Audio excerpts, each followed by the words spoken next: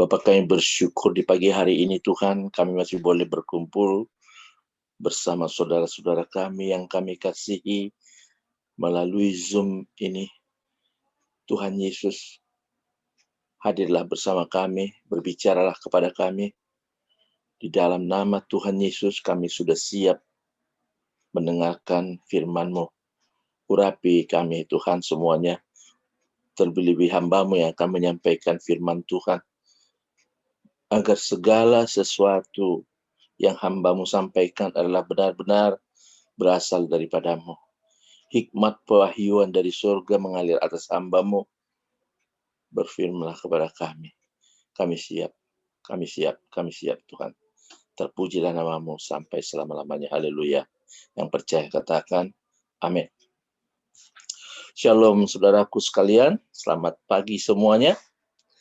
Sesuai dengan tema kita, yaitu fungsi kasih karunia di dalam jemaat Tuhan. Nah, kadang-kadang kita itu kalau kita berbicara soal kasih karunia selalu berbicara tentang keselamatan, kalau keselamatan. Tetapi sebenarnya lebih daripada itu, saudara. Karena di Filipi 2 ayat 13 dikatakan seperti ini. Ya, dikatakan karena Allah lah yang mengerjakan di dalam kamu baik kemauan maupun pekerjaan menurut kerelaannya. Jadi dia yang mengerjakan segala sesuatu di dalam kehidupan kita. Jadi berarti bukan dia kasih karunia itu bukan hanya tentang keselamatan saja, tetapi dia juga yang mengampuni kita. Dia yang mengampuni kita. Kalau kita lihat, saudara, di Efesus 4 ayat 32, tetapi hendaklah kamu ramah seorang terhadap yang lain, penuh kasih mesra dan saling mengampuni, sebagaimana Allah di dalam Kristus telah mengampuni kamu. Dia yang mengampuni kita. Nah, kalau salah satu fungsi kasih karunia itu adalah pengampunan kepada kita, seharusnya kita harus mengampuni orang lain. Tetapi banyak sekali sekarang ini orang Kristen yang mengaku-ngaku sudah menerima kasih karunia, tetapi nyatanya dia tidak bisa mengampuni orang lain. Tidak bisa mengampuni orang lain. Nah, jadi ini salah satunya fungsi dari kasih karunia itulah dia memampukan kita untuk melakukan segala sesuatu menurut kerelaannya juga, menurut kehendaknya. Apa yang salah satunya yaitu untuk mengampuni. Dikatakan ampunilah. Kalau kita tidak mengampuni, Tuhan pernah memberikan suatu suatu perumpamaan ya di Matius 18 dikatakan seperti ini. Matius 18 ayat 21 kita mulai ya. Kemudian datanglah Petrus dan berkata kepada Yesus, Tuhan, sampai berapa kali aku harus mengampuni saudaraku jika ia berbuat dosa terhadap aku? Sampai 7 kali? Yesus berkata kepadanya, bukan, aku berkata kepadamu bukan sampai 7 kali, melainkan sampai 70 kali 7 kali. Sebab hal kerajaan surga seumpama seorang raja yang hendak mengadakan perhitungan dengan hambanya. Setelah ia mulai mengadakan perhitungan itu, dihadapkan kepadanya seorang yang berhutang 10.000 talenta. Tetapi karena orang itu tidak mampu melunaskan hutangnya, raja itu memerintahkan supaya ia dijual beserta anak istrinya dan segala pemiliknya untuk membayar hutangnya. Maka sujudlah hamba itu menyembah dia, katanya, sabarlah dahulu, segala hutangku akan kulunaskan. Lalu tergeraklah hatinya raja itu oleh belas kasihan akan hamba itu, sehingga ia membebaskannya dan menghapuskan hutangnya. Tetapi ketika hamba itu keluar, ia bertemu dengan seorang hamba lain yang berhutang 100 dinar. Nah, ini saudara, 100 dinar. Cuman 100 dinar, saudara. Tadi 10.000 talenta. 100 dinar kepadanya, ia menangkap dan mencekik kawannya itu, katanya, bayar hutangmu. Maka sujudlah kawannya itu dan memohon kepadanya, sabarlah dahulu, hutangku itu akan kulunaskan. Tetapi ia menolak dan menyerahkan kawannya itu ke dalam penjara sampai dilunaskan hutangnya. Melihat itu, kawan-kawannya yang lain sangat sedih, lalu menyampaikan segala yang terjadi pada tuan mereka. Raja itu menyuruh memanggil orang itu dan berkata kepadanya, "Hai hamba yang jahat, seluruh hutangmu telah kuhapuskan, karena engkau memohonkannya kepadaku. Bukankah engkau harus mengasihani kawanmu seperti aku telah mengasihani engkau?" Maka marahlah tuannya itu dan menyerahkannya kepada algojo-algojo sampai ia melunaskan seluruh hutangnya. Maka Bapakku yang di sorga akan berbuat demikian juga terhadap kamu, apabila kamu masing-masing tidak mengampuni saudaramu dengan segenap hatimu. Nah ini, Tuhan sudah membuat perumpamaan bahwa kita harus mengampuni, karena kita sudah memperoleh kasih karunia. Karena kita sudah diberikan kasih karunia, yaitu kita diampuni. Nah, apa alasan kita sekarang kok nggak bisa mengampuni? Kalau kita sadar akan kasih karunia ini, pasti kita bisa mampu mengampuni. Oh, aku orang yang sudah diampuni. Oh, aku yang sudah diampuni. Saudara, masalahnya sekarang kita sering nggak sadar bahwa kita sudah diampuni. Itu membuat kita sering nggak bisa mengampuni, saudara. Jadi, saudara, bagaimana kita harus mengampuni? Bagaimana kita bisa mengampuni? Nah ini, sadari. Yang pertama itu sadari bahwa kita ini orang-orang yang sudah menerima karunia, yang sudah diampuni oleh Tuhan. Dikatakan, bagaimana kita Tuhan mengampuni kita? Kok Tuhan bisa mengampuni kita? Masa kita nggak bisa mengampuni orang lain? Ya, dikatakan, sebagaimana Allah di dalam Kristus telah mengampuni kamu, di Efesus 4 ayat 32. Sebagaimana Allah. Nah, pertanyaan sekarang, kenapa Allah itu bisa mengampuni kita? Kenapa? Yohanes 3:16 dikatakan, karena begitu besar kasih Allah akan dunia ini, sehingga ia telah mengaruniakan anaknya, Tuhan kita, Yesus Kristus. Ya kan? Supaya setiap orang yang percaya kepada tidak binasa melainkan beroleh hidup yang kekal. Karena begitu besar kasih Allah. Berarti kita juga kalau mau mengampuni orang lain, kita harus ada kasih terhadap orang yang mau kita ampuni. Kita harus mengampuni orang yang kita harus mengasihi orang yang perlu kita kasihi. Ya, harus ada kasih.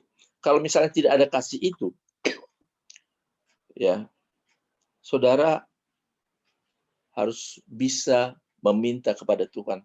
Tuhan, Bapa, tolong aku taruhkan kasih-Mu di dalam hatiku. Dan orang sudah menerima kasih karunia itu, pasti ada kasih sebenarnya. Sebenarnya pasti ada kasih, karena ketika kita menerima kasih karunia itu, Yesus juga ada di dalam hidup kita, Roh Kudus itu ada dalam hidup kita. Allah itu ada dalam hidup kita. Sedangkan Allah itu adalah kasih, saudara. Nah, salah satu, kalau kita lihat 1 Korintus 10:13 itu ya, 1 Korintus bukan 13, saya lihat dulu. 1 Korintus 10 ayat 4, 1 Korintus 13.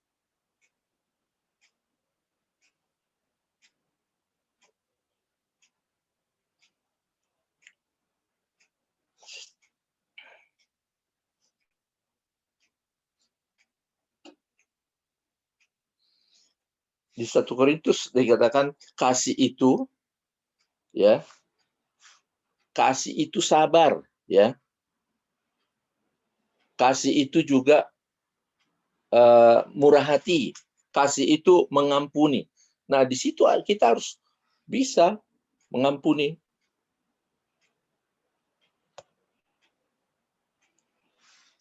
Kita lihat ya, kita sekarang 1 Korintus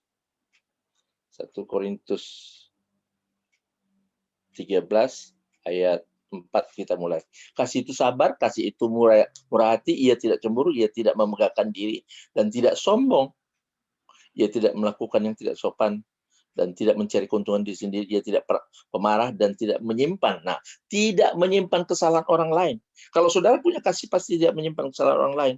Makanya kalau kita ada kasih, pasti kita bisa mengampuni. Kita harus mengampuni orang dengan apa? Dengan kita mengasihi. Jadi, saudara, banyak sekali sebenarnya orang-orang yang datang pada saya sebagai konselor, apalagi ibu-ibu tuh datang pada saya, Pak Pendeta, saya nggak bisa mengampuni suami saya. Kenapa? Kenapa saya bilang gitu? Habis, masa udah berani dia bawa kuntilanak ke rumah saya, katanya gitu, maksudnya perempuan. Wah, jadi saya bilang, Bu, ampuni saja suami ibu. Oh, apa orang begitu diampuni? Masa orang begitu diampuni? Enggak lah, orang begitu layaknya dimatiin aja. Saudara, dengarkan, ya. Peperangan kita itu bukan melawan darah dan daging, tapi melawan roh-roh jahat di udara, penguasa-penguasa, pemerintah-pemerintah, penguasa apa iblis di udara itu ya. Itu yang kita lawan, bukan manusia. Bukan dikatakan di kitab Efesus 6 itu. Perjuangan kita bukan melawan darah dan daging. Jadi perjuangan kita bukan melawan suami. Bukan melawan suami, tetapi melawan pemerintah-pemerintah. Setan iblis yang menyebabkan suami itu berlaku demikian.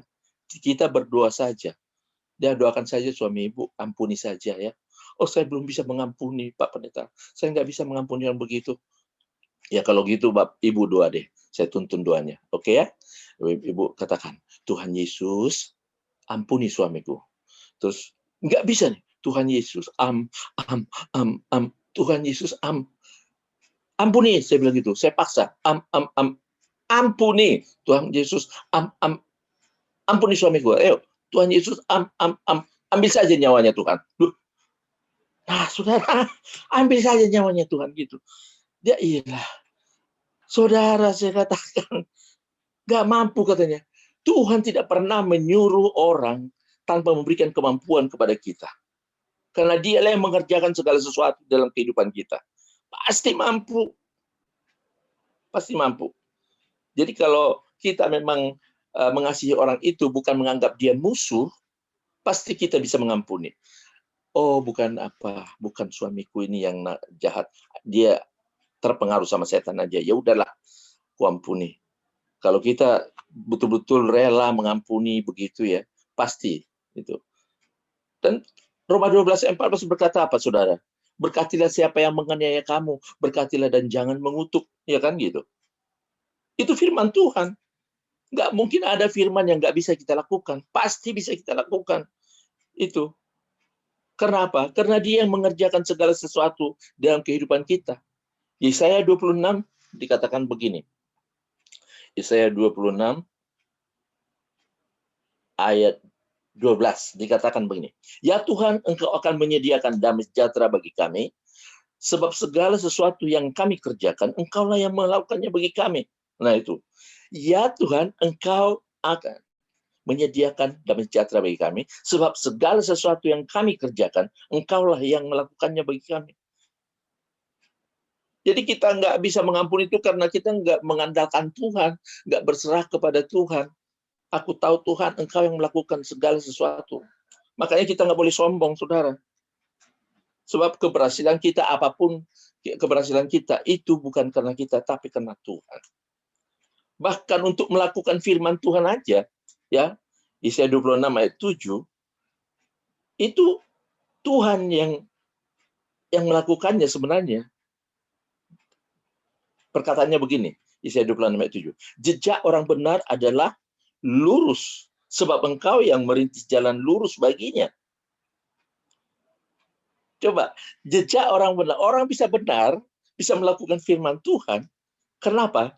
Karena Tuhan yang merintis jalan lurus baginya. Dia yang memampukan kita.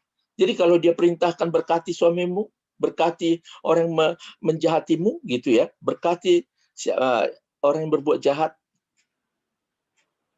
ya, pasti mampu. Pasti mampu. Kita sebenarnya nggak sadar bahwa kita sudah menerima kasih karunia itu, Allah itu sudah melakukan segala sesuatu dalam kehidupan kita. Dia yang membuat kita berhasil. Oke, jangan sombong. Kasih itu juga, saudara, tidak sombong. Tidak sombong. Kenapa kita nggak bisa mengampuni orang, saudara? Karena kita sombong. Sering sekali gini ya, orang datang pada saya, Pak Pendeta, itu adik saya itu, aduh, dia tuh bukan main, nakal, jahat sekali sama saya. Iya, Pak Pendeta, jahat sekali. Saya bilang, Bapak ampuni saja. Wah, orang begitu, diampuni. Oke, saya bukan nggak mau berdamai dengan dia, tapi dia yang datang pada saya. Saya kan abangnya. Wah, nah ini nih, saya kan abangnya. Saudara kalau mengampuni orang lain, jangan lihat statusmu. Jangan pandang statusmu. Itu kesombongan. Kalau kita pandang status kita, oh, kau kan anakku, kau yang minta maaf sama aku, bukan aku yang datang padamu. Kau kan bawahanku, aku bosmu, ya, aku bosmu. Kau yang datang padaku. Itulah yang membuat kita menghalangi kita untuk bisa memaafkan orang. Itu karena kita melihat status kita. Saudara lihat, saudara, Tuhan Yesus memberikan dalam rangka memberikan pengampunan kepada manusia. Dia tidak mengingat kesetaraan dengan Allah. Sebab dia setara dengan Allah nggak? Iya, Tuhan Yesus itu setara dengan Allah. Kalau kita baca di Filipi 2, mulai ayat 5 dikatakan begini. Hendaklah kamu dalam hidupmu bersama, menaruh pikiran dan perasaan yang terdapat juga dalam Kristus Yesus. Yang walaupun dalam rupa Allah, ya, Yesus itu dalam rupa Allah, tidak menganggap kesetaraan dengan Allah itu sebagai milik yang harus dipertahankan.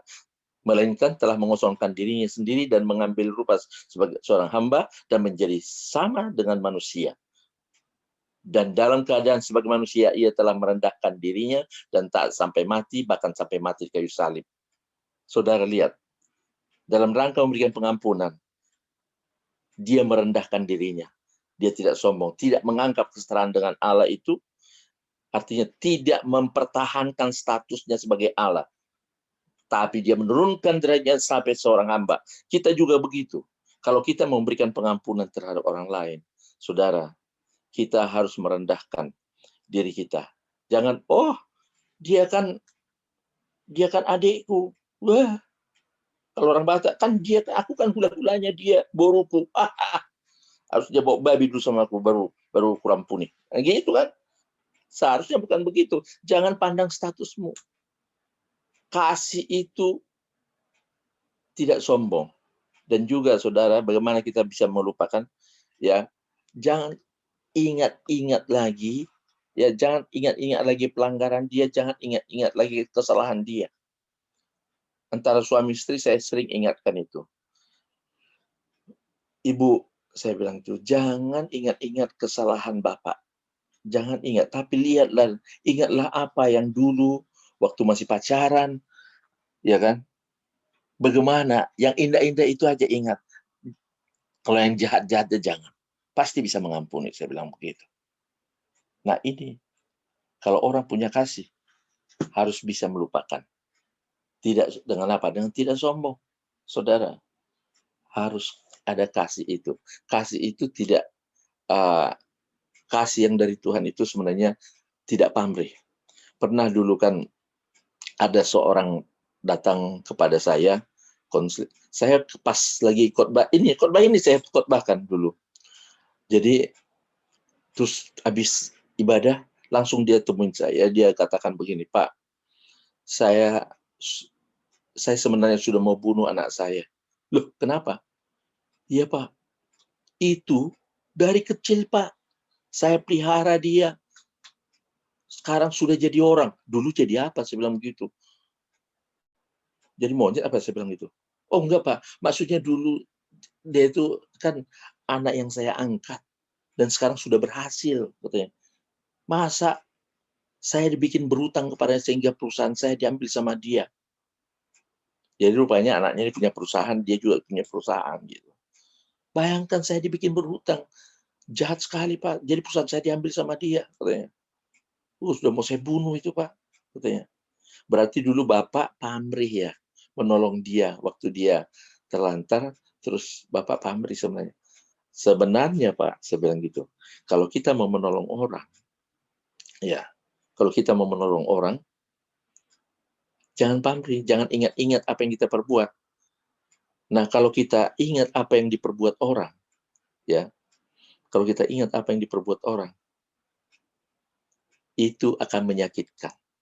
Sama dulu ada orang, segitu juga, uh, dia memelihara orang gitu, adiknya, dibawaannya adiknya ke rumahnya, dari kecil, tapi sudah besar dia melawan.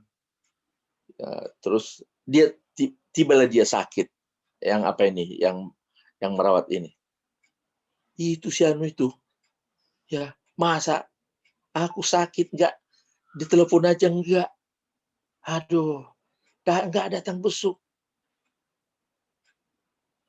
nggak ingat dia tuh, nggak tahu diri dia tuh. Dulu aku yang memelihara dia, aku yang menyekolahkan dia.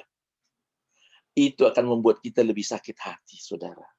Kalau kita ingat-ingat kesalahan orang lain. Banyak orang gitu kan. Tapi akhirnya si bapak ini bilang sama saya, terima kasih Pak. Tadi pulang dari sini, seharusnya saya udah bunuh anak saya. Tapi nyatanya, setelah dengar khotbah Bapak, saya tidak. Nah itu, saya tidak jadi Pak. Terima kasih Pak, katanya. Nah begitu. Seringkali seperti itu. Nah ada lagi, bagaimana kita bisa mengampuni. Lihat bagaimana Yusuf mengampuni semua saudara-saudaranya. Yusuf tahu kan? Yusuf bersaudara ada 12 kan gitu, saudara-saudaranya ada 11. Tapi ada yang jahat saudaranya 10 lah, 10 orang. Kecuali Benjamin itu nggak begitu. Tapi 10 saudaranya itu sampai menjual dia jadi budak. Menjual jadi budak, bahkan di penjara. Mungkin ketika dia di penjara itu mungkin, wah ini gara-gara adik-adik, gara-gara saudaraku yang ini semua ini. Waduh, nanti lihat kalau aku berhasil, aku pasti balas dendam. Tapi dia enggak. Ketika dia berhasil jadi penguasa atas tanah Mesir, ya, orang kedua di Mesir kan, orang pertama itu Firaun. Dialah penguasa, dialah perdana menterinya. Bayangkan waktu itu tidak ada apa lagi, kejadian kalau di kitab Kejadian 45 dikatakan bahwa ada masa kelaparan 7 tahun, ya, ada masa penuaian, masa menuai 7 tahun. Nah, waktu masa kelaparan baru 2 tahun sudah nggak ada lagi sembako, kan yang ada sembako tuh cuma di pemerintahan, di kerajaan, jadi Yusuf yang menguasai. Terus datanglah ini saudara-saudaranya minta sembako kan, minta sembako, mencari sembako ke pemerintahan. Ketika itu datang, apa yang dilakukannya, saudara? Apa yang dilakukan oleh Yusuf? Di Kejadian 45 saya bacakan ya. Dikatakan ini, Yusuf memperkenalkan dirinya kepada saudara-saudaranya. Ketika itu Yusuf tidak dapat menahan hatinya lagi di depan semua orang yang berdiri dekatnya, lalu serulah ia, suruhlah keluar semua orang dari sini. Maka tidak ada seorang pun yang tinggal di situ bersama-sama Yusuf ketika ia memperkenalkan dirinya kepada saudara-saudaranya. Setelah itu menangislah ia keras-keras sehingga kedengaran kepada orang Mesir dan kepada seisi istana Firaun. Dan Yusuf berkata kepada saudara-saudaranya, akulah Yusuf, masih hidupkah Bapak? Tetapi saudara-saudaranya tidak dapat menjawabnya sebab mereka takut dan gemetar menghadapi dia. Lalu kata Yusuf kepada saudara-saudaranya itu, marilah dekat-dekat, lihat dia lembut, bukannya balas dendam, saudara. Bahkan dia menangis memeluk saudara-saudaranya. Lalu kata Yusuf pada saudara-saudaranya itu, marilah dekat-dekat, maka mendekatlah mereka. Katanya lagi, akulah Yusuf saudaramu yang kamu jual ke Mesir. Tetapi sekarang janganlah bersusah hati dan janganlah menyesali diri, karena kamu menjual aku ke sini, sebab untuk memelihara kehidupanlah Allah menyuruh aku mendahului kamu, karena telah 2 tahun ada kelaparan dalam negeri ini, dan selama 5 tahun lagi orang tidak akan membajak atau menuai. Maka Allah telah menyuruh aku mendahului kamu untuk menjamin kelanjutan keturunanmu di bumi ini, dan untuk memelihara hidupmu sehingga sebagian besar daripadamu tertolong. Jadi, bukanlah kamu yang menyuruh aku ke sini, tapi Allah, dialah yang telah menempatkan aku sebagai bapa bagi Firaun dan tuan atas seluruh istananya dan sebagai kuasa atas seluruh tanah Mesir. Lihat saudara, apa yang kita pelajari di sini. Bukan kamu, ya, tapi kamu jual aku, kamu buang aku, ya, sehingga aku sampai seperti ini. Itu adalah rencana Tuhan. Kamu sakiti aku, ya, kamu benci aku waktu itu adalah bagian dari rencana Tuhan. Dia melihat, ya, Yusuf ini melihat segala sesuatu yang menyakitkan dari saudara-saudaranya ini adalah suatu bagian dari rencana Tuhan. Jadi kita juga, kalau kita disakiti orang misalnya, supaya kita bisa mengampuni, lihat bagian yang menyakitkan itu adalah suatu bagian dari rencana Tuhan. Saya selalu berpikir seperti ini, kalau aku disakiti orang, atau orang pokoknya, aduh, bisa mengecewakan saya gitu, pasti ada rencana Tuhan di baliknya ini. Ini adalah bagian dari rencana Tuhan. Sehingga aku bisa mengampuni. Dulu saya pernah membaca firman Tuhan, membaca Alkitab. Tiba-tiba Tuhan berbicara pada saya, Ramli, kau masih sombong. Gitu. Kau masih sombong. Kok aku lagi baca Alkitab nih, kau masih sombong. Terus aku bilang sama Tuhan, aku berdoa, Tuhan, aku nggak mau jadi orang sombong. Cabut kesombonganku, aku tidak mau jadi orang sombong. Cara Tuhan membentuk aku gimana caranya menghilangkan sombonganku itu, dia buat, ya, tetangga saya paling yang baik dulu, ya, baik sekali, kami bertetangga sebelah rumah gitu, baik sekali, orang Batak juga. Nah, tahu tahu nggak yang terjadi? Suatu saat saya diludahin, kayak gitu, diludahin, saya nggak tahu apa salah saya. Kok jadi begini ya orang? Saya pikir gitu. Terus saya tanya istri saya, kenapa itu orang sebelah? Kok bisa begitu? Enggak, kami nggak ada apa-apa. Tanya anak-anak. Enggak, Pak, nggak ada apa-apa. Akhirnya saya doa lagi, saya tanya, Tuhan, Tuhan, kenapa orang sebelah begitu? Aku diludahin, emang apa salahku? Akhirnya Tuhan ngomong, tahu, kau kan berdoa supaya ku cabut kesombonganmu. Hadapilah dia dulu tuh dengan tidak sakit hati. Kalau bisa kau hadapi dengan tidak sakit hati, berarti kesombonganmu sudah tercabut katanya. Oh, berarti ini bagian dari rencana Tuhan. Aku rupanya diludahin itu karena bagian rencana Tuhan. Terima kasih. Aku bisa mengampuni jadinya. Itu rencana Tuhan kok, bukan dia. Nah, jadi kalau ada yang menyakiti kita, Pak, ya, saudara-saudaraku sekalian, anggap itu bagian dari rencana Tuhan. Banyak sekali loh, saya disakiti orang, dikecewakan orang. Tiba-tiba di baliknya itu ada rencana Tuhan yang lebih indah. Ya, saudara tahu, seperti Pak Edwin juga. Saya pernah dulu, uang saya, uang hasil jual satu rumah, itu saya kasih sama orang, dia pinjam. Sampai sekarang itu, uang itu nggak kembali. Satu rumah loh, Pak. Satu rumah dipinjam. Tapi anehnya, itu Tuhan itu memberikan yang terbaik buat saya. Saya katakan pada orang itu, ya udah, kalau memang Bapak nggak bisa bayar, ya nggak apa-apa lah. Dia bilang, nggak apa-apa. Tapi kalau ada uang Bapak nanti bayar ya. Itu. Nyatanya sampai sekarang nggak ada uangnya, katanya. Ya udah. Tapi saya diberikan Tuhan ini rumah saya ini, ya. Sekarang ini sudah MM-an gitu harganya. Itu bisa dikasih Tuhan sama saya. Nah, saudara, maka saya katakan, saudara, ampuni saja orang itu. Ampuni siapapun itu. Ya, ampuni saja. Pasti Tuhan memberikan yang terbaik kepada kita. Gimana kita mau didengar Tuhan doa kita kalau kita tidak mengampuni?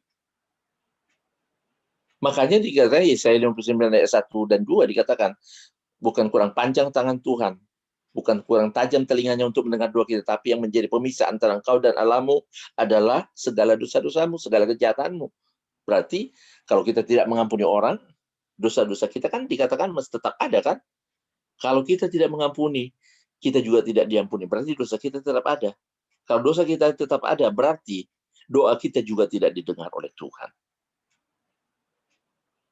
Ada orang diputusin, pacarnya langsung, Pokoknya aku doa dia itu tidak kawin-kawin. Kalaupun dia kawin nggak punya anak. Wah, kau doa-doa terus Tuhan berikan aku jodoh, nggak dikasih-kasih tuh. Kenapa? Karena hatimu seperti itu. Kepahitan sama orang lain. Dosamu tuh tetap ada. Makanya inilah kadang-kadang kita juga sebenarnya pengampunan ini ya, makanya dihubungkan Tuhan ya dengan apa? Dengan jawaban doa. Itu kalau di Markus 11 itu ayat 24 dan 25 dikatakan begini, apa saja yang kau minta dan kau doakan, percayalah bahwa kamu telah menerima, maka semua itu akan diberikan kepadamu. Tetapi ya, jika kamu berdiri untuk berdoa, maka ampunilah ya, ampunilah jika ada sesuatu barang sesuatu barang dalam hatimu yang terselip gitu ya, ampuni. Tapi jika kamu berdiri untuk berdoa, maka ampunilah sekiranya ada sesuatu dalam hatimu itu, supaya Bapamu juga mendengarkan doamu, supaya dia juga mengampunimu sehingga mendengar doa. Jadi Tuhan itu, saya katakan, fungsi kasih karunia itu banyak. Fungsi kasih karunia salah satunya dia memampukan kita untuk melakukan segala sesuatu. Amin, saudara. Amin. Dia yang memampukan kita. Makanya sadari bahwa kita orang-orang yang sudah menerima kasih karunia. Kita adalah orang-orang yang sudah menerima kasih karunia. Itu yang pertama harus kita sadari itu. Aku sudah diampuni kok. Aku harus mengampuni. Makanya kita bisa mampu mengampuni orang. Selain itu, pandanglah Yusuf seperti itu. Pandanglah Tuhan bagaimana cara mengampuninya. Dia penuh kasih. Dia mengasihi orang yang sudah memberontak kepadanya.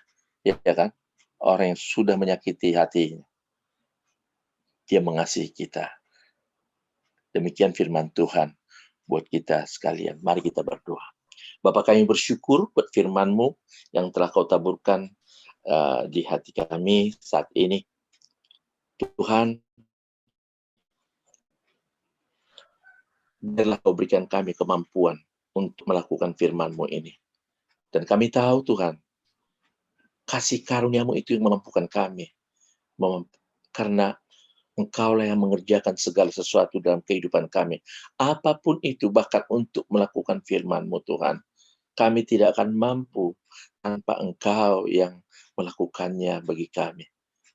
Terima kasih Tuhan buat kasih karunia-Mu yang sudah Kau berikan kepada kami. Apapun dalam kehidupan kami ini. Biarlah kami itu betul-betul memanfaatkan kasih karunia yang sudah kami terima. Berikan kami kesadaran bahwa kami sudah menerima kasih karunia-Mu itu. Terpujilah nama Tuhan. Ampuni kami Tuhan kalau selama ini kami tidak bisa mengampuni orang-orang yang mengecewakan kami, yang menyakiti kami. Ampuni kami. Dan sekarang biarlah sesuai dengan firman Tuhan ini, kami bisa mengampuni orang lain. Kami bisa tenang, ada damai sejahtera, sukacita dalam kehidupan kami. Terpuji nama Tuhan. Terima kasih buat firman-Mu. Percaya katakan, amin. Kita serahkan kepala Abu Hani kembali.